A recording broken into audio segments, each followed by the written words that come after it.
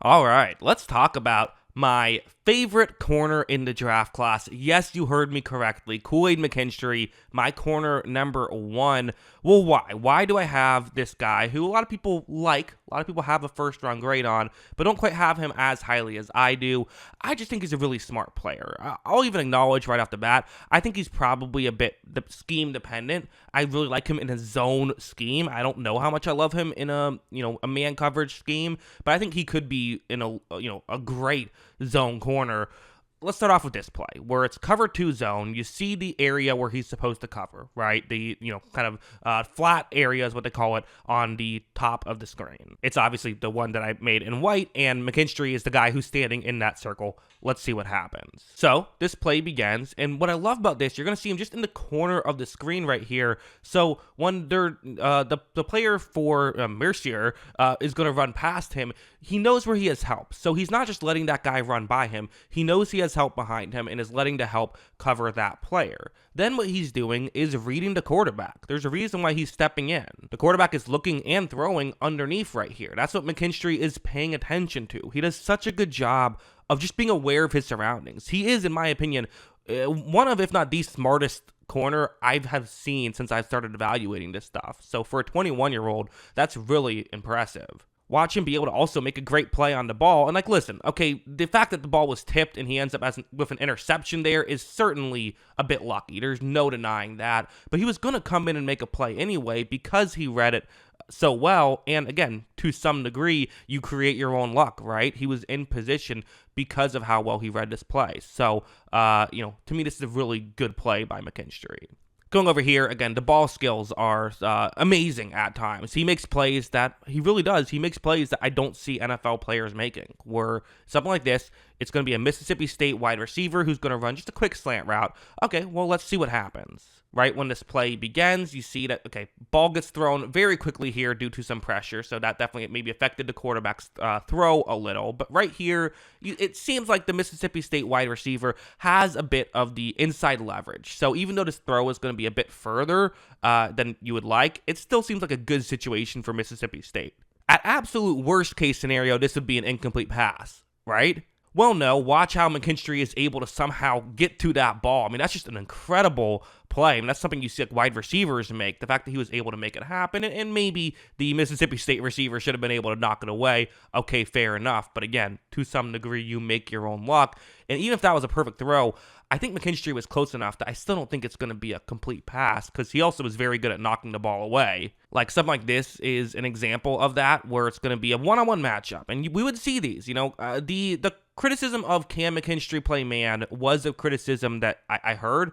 But to be honest, when he was in these situations, I thought he did well in them. Like this is a pure one-on-one matchup. You're going to see that the Kansas State receiver is running a route right here to where, honestly, this is going to be a good throw as well. It's going to be a bit towards the inside, which is where you'd want it in this situation. McKinstry isn't giving up any separation, but it's still a tough situation. Like these are hard plays to defend against. But again, watch him go up and get it. He knocks the ball away. And this is what really matters in these situations, right? Especially if you're going to be a zone corner or if you're going to be in goal line situations and one-on-one.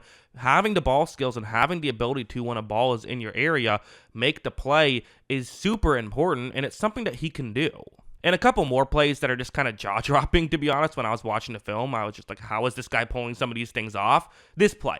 Okay, one-on-one matchup, looks like there's a single safety deep here, certainly not a safety in his area, so it's a pure one-on-one, and that's why the quarterback is going to look in this direction. Hey, you have a one-on-one, give your receiver a chance. Well, watch how when this play begins, McKinstry is going to be able to glance back, and you see him right now. He has his back turned towards the receiver at this point. He is completely playing the ball. The way that he's always so aware of where the ball is what I like about him so much. He can make these superstar level plays because he's very aware. He does a great job of knowing where the ball is, where his receiver, that he's supposed to cover is, all of that stuff. As you see, he is going to pull off that interception. That looks like, oh, maybe it's an underthrown ball. That's just a great defensive play. It really is. And also an underthrown ball, but still, an incredible job by McKinstry. It really was. And then something like this is another one of those, like, man, like NFL guys don't make these types of plays. It's zone coverage. You see where he's supposed to cover. It's the zone on the top right-hand corner of the screen, so it'll be towards the offense's left. When this play begins, McKinstry is going to go back, and, there's a receiver he starts off covering, but Alabama has a safety who's kind of covering him, so it's not really a great situation for McKinstry. He doesn't have to cover him there, right? You're almost in a situation where there's not really someone to cover. Well, there is that player on the complete opposite side of the field who has a one-on-one matchup all the way down the field, and the safety has moved in. But again, that's tough, right? I mean, how are you supposed to get all the way over there? How is McKinstry supposed to read this play? Sometimes the quarterbacks can't even read this play. The quarterback is going to read this one correctly and throw it down the field. But watch McKinstry notice this. He goes further deep, and he's going to be able to tip that ball away. Didn't quite get the interception, but that's still an incredible play to, help make that happen. I mean, to be able to get all the way over there and just to read the play, to kind of understand the concept of, okay, there's a receiver who's trying to get the safety to move in a little bit. That's worked. Well, that means there's no safety deep here. I should go deep where the safety is. And then once he does that, the ball is in the area, and he's able to also go up and make a play. That's just really difficult to do, but he is able to do it. Do I think McKinstry is a perfect player? No, I don't.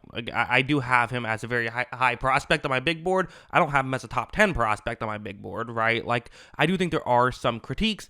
For one thing, he isn't the elite athlete that other people are. And I think that's probably the biggest reason why he's fallen in the draft a little bit, at least in terms of mock drafts and stuff, is because he isn't, he doesn't run a 4.3. He ran a 4.47 at his pro day, which would usually be pretty concerning, although he was a little banged up apparently when he was running that, so I'm less concerned about that. But that being said, he still isn't the fastest corner. Like, I think his speed is the 4.5 is usually that cutoff where you kind of need to be below that. Not always, there have been exceptions, but usually you need to be below that.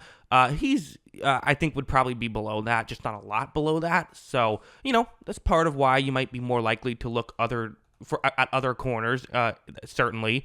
I also think that he's someone who I brought up some of the physicality.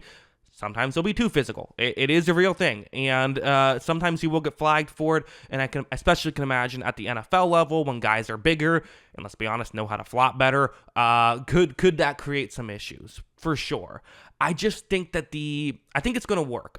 Even if you could sit here and say, well, sure, he reads the quarterback now, but once you go up against some of these more when you go up against Aaron Rodgers, for example, he'll kind of know, okay, this young guy is reading my eyes, I'll fake underneath and then throw deep down the field and get him out of position. Yeah, that'll probably happen. There probably will be some sort of a learning curve for McKinstry. I think that's reasonable to say. But again, you're not necessarily drafting someone to be a finished product day one. You would love for them to be a finished product day one. If he can do that, that would be great. But you also want to make sure you're drafting someone who can be as good of a player as possible. And I do see McKinstry having the potential to be a Richard Sherman-esque corner if it all goes well. Again, comparing people to other people is always difficult because who knows how it's going to work out.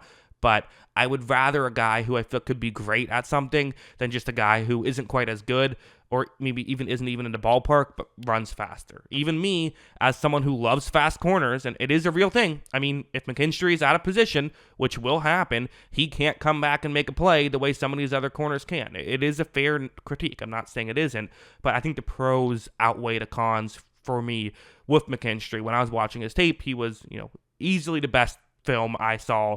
While there are some other players that I would say are kind of in the ballpark, he was a clear number one for me. He was. So I don't know. It's interesting, but yeah, that's what I think about Kool-Aid McKinstry. What do you think? Let me know in the comments below.